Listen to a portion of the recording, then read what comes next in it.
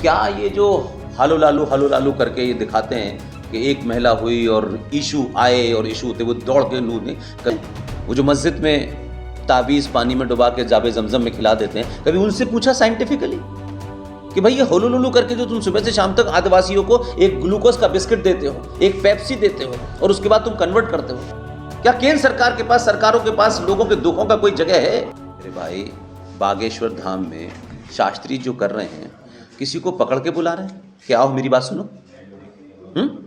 इतने कथाकार हैं, वो पकड़ के बुलाते हैं, लोग जाते हैं, उनकी मर्जी है।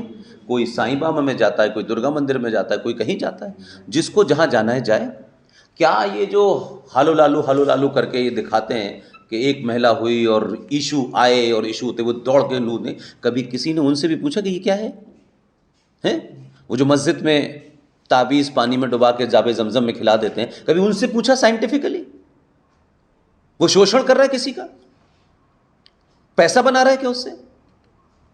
अगर किसी को किसी की बातचीत से उसकी साइकोलॉजिकल प्रॉब्लम खत्म हो रही है, उसको दुख का उसका निवारण हो गया, उसे शांति मिल रही है, तो बागेश्वर धाम कोई बुरा काम कर रहा है क्या?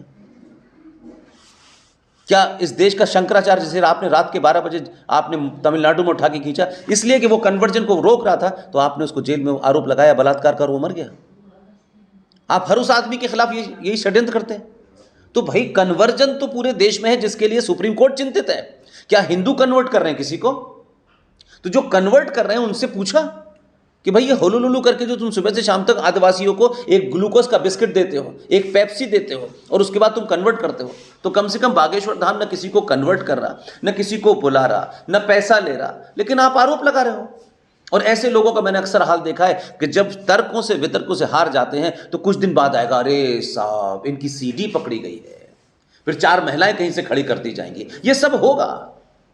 तो बागेश्वर धाम के इस बात के मैं पूरी तरह साथ हूं कि एक आदमी वो माइंड रीडिंग करता है नहीं करता ये मुझे नहीं मतलब है, लेकिन लोग तो जा रहे हैं ना, कोई पढ़े लिखे लोग जा रहे हैं ना, अगर उनको शांति मिलती है तो जाने दो ना। क्या केंद्र सरकार के पास, सरकारों के पास लोगों के दुखों का कोई जगह है? लोग अलग अलग तरीके की साइकोलॉजिकल प्रॉब्लम में हैं, अलग अलग डिस्ट्रेस हैं, अगर किसी को कहीं जाने से लगता है तो रोकते हैं।